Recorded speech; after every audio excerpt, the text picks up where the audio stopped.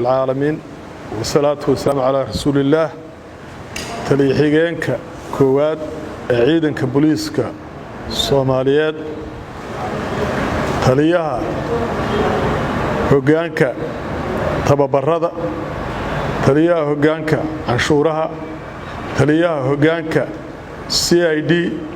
تليها هجانك ترافيكو تليها هجانك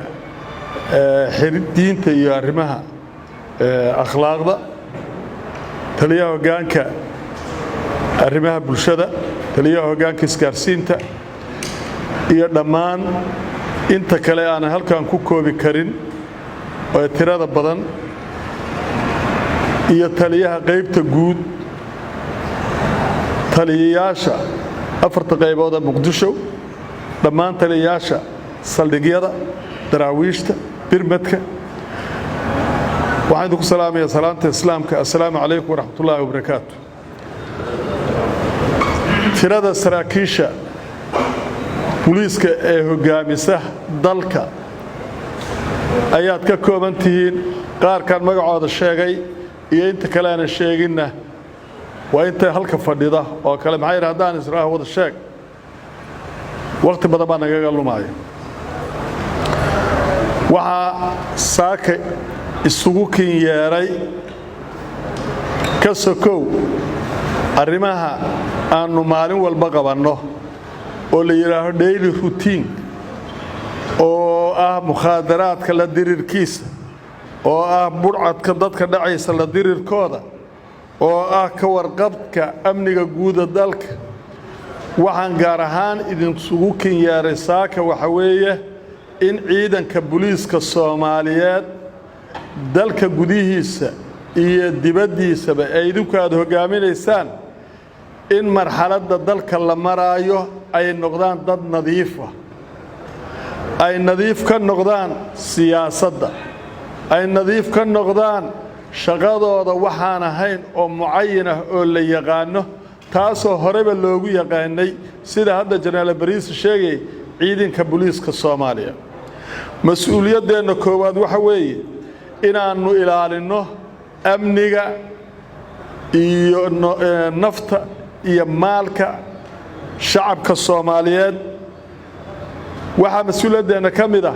inaanu shacabka Soomaaliyeed u gargaarno waxa mas'uuliyadeena kamid ah inaanu fulino rabitaanka shacabka Soomaaliyeed iyo waxay xaq u leeyihiin waxa mas'uuliyadeena kamid ah inaanu dhowrno oo aanu u gargaarno odayga iyo wiilka yar ee wadada maraya iyo wiilka bajaajleed ee mootada ku shaqaysanaya iyo habraha yaanyada gadanaya inay dalka nabad ku noolaadaan nabadna ay ku maraan mas'uuliyadeena koowaad weey marka dalku marxaladan oo kale maraayo waxaan rabaa inaan idinku adkeeyo inaanu ku ekaano amniga guud ee dalka taasi waa amniga guud ee nala ka rabo awalna aanu taagnayn haddana aan idin xasuusinayo waxa inta ay dheer waxaan mas'uul ka nahay oo ciidamada amniga ee kale ee inta nala leh aan haddaan ka soo sheekeeyay waxa weeye doorashooyinka ka dhacaya dhammaan dawlad goboleedyada iyo magaaladan Muqdisho ilaa 11 iyo 12 hadda ma xusuusta midkood weeye oo location mas'uuliyadda naga saaran inaanu amnigooda ilaalino sidii intii hadda dhamaatayba idinkoo ku mahadsan aad amnigooda u ilaaliseen waxaanu mas'uul ka nahay musharaxiinta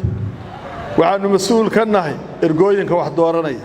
waxaanu mas'uul ka nahay shaqaalaha iyo dadka loo idmaday inay doorashada daadihiyaan waxaanu mas'uul ka nahay qalabka meesha yaala ee la keenay ee loo isticmaalayo doorashada mas'uuliyadaas oo dhan ciidanka booliiska ayay waxay u tahay gaar waxaan rabnaa annagu doorashada hagideeda iyo daadijinteeda annagu waa amni waxa laga rabaa saraakiisha ee hor fadhida inay ciidanka ay mas'uulka ka yihiin ee ay xukumaan ee dawlad goboleedyada iyo magaalada caasimadda ah Muqdisho inay qayb libaax ka qaataan in amniga la ilaaliyo doorashooyinka inaan ciidanka booliiska Soomaaliyeed uusan siyaasadda ku milmin ee uu faraha iyo meelsha lagu hayo isagu shaqal ku lahayn siyaasad ee loo idmaday inay ka shaqeeyaan amniga qaranka kaliya aad baan kaga mahad celinayaa intii hadda muxuu ahaa la soo maray oo aan wax dhibaato oo amni darro ah wali aan laga soo sheegin inta yare noo dhimanna inaanu muxuu ahaa sidaa ku dhammaysano oo annaka oo nadiif ah sidii lagu yaqaanay ciidanka booliiska Soomaaliyeed aanu ku dhammaysano amni waxaan shacabka Soomaaliyeed ka codsanaynaa lana socodsiinaynaa ciidamada booliisku inay diyaar u yihiin inay shacabka dareenkooda ku shaqeeyaan inay gacan siiyaan inay muxuu ahaa dhib kasta oo jira habeen maalin subax ay u soo jeedaan inaanu anagu ku shaqeyno waa ogtihiin habeenkii ilaa waagu ka bariyo booliis baa shaqeeya waagu markuu bariyo ilaa qorraxdu ka soo baxdo booliis baa shaqeeya waa ogtihiin meeshay marayaan hadda daraagigii iyo dhibaatadii aanu hoggaanka u abuurnay ka hortagga dhibaatooyinka noocan oo kale ah hoggaankaan u abuurnay oo aan aad iyo aad uga mahad celinayo qaybta guud iyo hoggaanka iskaashaday tallaabooyinka ilaa hadda qaadeen ee ay ka soo qabqabteen ee meediyaha la keenay ee ummadda Soomaaliya oo dhan ay og tahay ciidanka booliisku waa gaamure 78 sano jira ma aha ciidan hadeer wax loo sheegayo waa ciidan ku soo shaqeeyay la soo tijaabiyay haddana og meesha u socdo iyo itijaaha uu leeyahay ciidan og weey waxaan aad iyo aad uga mahad celinayaa saraakiisha hoggaamisa ciidanka oo muxuu ahaa hawl adag iska saarta sidii amniga loo sugi lahaa wax marxaladda hadda lagu jiro ayaa keenaysa inaanu mar walba kala war qaadano ina fariinta kor ka timaada ee taliska guud ee ciidanka booliiska ka timaada waa inay daadegtaa waa inay hoggaamada fadhiyada madaxa bannaan saldhigyada qaybaha qaybta guud iyo dawlad goboleedyada iyo taliyayaasha qaybahaas oo dhan inay daadejiyaan fariinta la farayo oo ciidanka ay xukumaan ee hoos yimaada ay muxuu ahaa ay gaarsiiyaan maxaa yeelay inta maanta aniga aan la hadlayaa waa intii aniga igu dhaweyd oo taliska iyo xarunta joogta weeye iyagana waxa laga rabaa inay gaarsiiyaan inta ka hooseysa far kaliya foor ma dhaqdo taliya waxa iyo taliya xigeen iyo mid kale iyo maaha waxa meesha lagu soo gaaray haddana ummadda Soomaaliyeed u fadhida waxa weeye wada jirka iyo midnimada iyo wada shaqeynta ciidanka booliiska Soomaaliyeed marka waxaan rabaa inaan aad idinku muxuu ahaa mahad celiyo feestadeennii dhaweyd sidaan u abaabulay sidii aad dowrka libaaxa aad ka qaadateen sida ummadda Soomaaliyeed aan hubo inay raalli ka tahay ciidanka booliiska waxa kaliya oo ii dhimanaan rabaa inaan ku celiyo dadka shacabka ah ee kontaroolada maraya